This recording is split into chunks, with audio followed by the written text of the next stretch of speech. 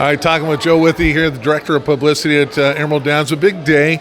Chinook Pass, the only Eclipse Award-winning Washington-bred horse ever, gets inducted not into the Horse Racing Hall of Fame, already done that, but the Washington State Athletic Hall of Fame, the overall Hall of Fame for all sports.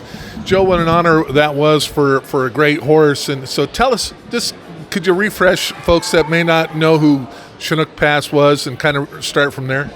Well, first of all, he was born in 1979, was a stakes winner as a 2-year-old. He was always fast.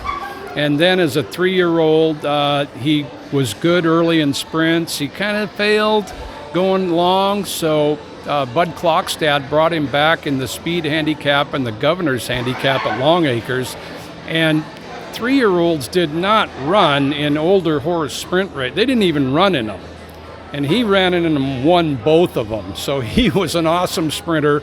Then he ran him in the mile as a 3-year-old, and he almost won that. He was going head-to-head with Pompey Court and held on for second. Pompey Court, a great miler from Southern Cal, edged away. So his first 2 years of racing were incredible. He went to Southern Cal, and he dominated. Hollywood Park, Santa Anita, Del Mar. He won multiple stakes there. Lafitte Pinkai, one of the greatest jockeys of all time, said he's the fastest horse he's ever ridden and the fastest horse he's ever seen.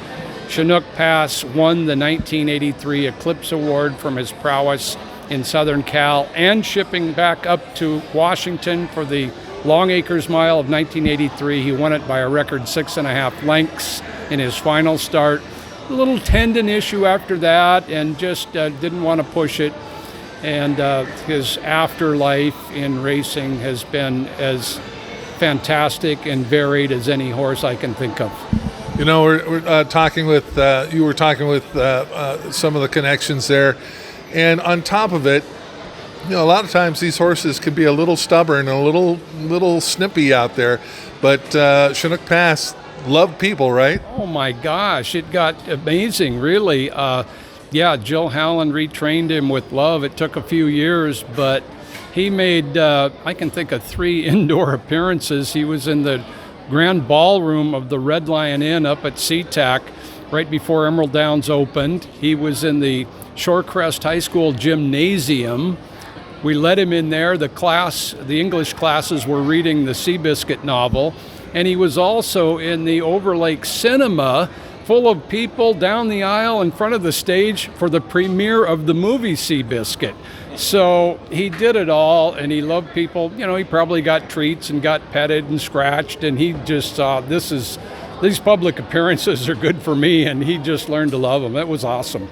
We know where everything is in horse racing right now. It's far different from back in the 80s and what have you. But at the time, Joe, what did that Eclipse Award and his success mean for the Washington breeders? Oh, it was tremendous. He was by native born. You know, he was just he was born 3 years after Trooper 7, who was just, you know, awesome in Washington racing. So it was a really good time. Bella Rainier was doing great in California as well, Northern Cal, but Chinook Pass topped them all. And, you know, it was one tiny little negative to the story is if he could have run the next year, it was the first year of the Breeders' Cup. And, you know, from what Pinkai said and from his results on the track, he'd have been tough in the first Breeders' Cup sprint. And that didn't happen, but his legacy is just so tremendous. And again, one thing I didn't mention, he still holds the North American record for 5 furlongs on dirt that he set at Long Acres in 1982. That hasn't been broken in 43 years.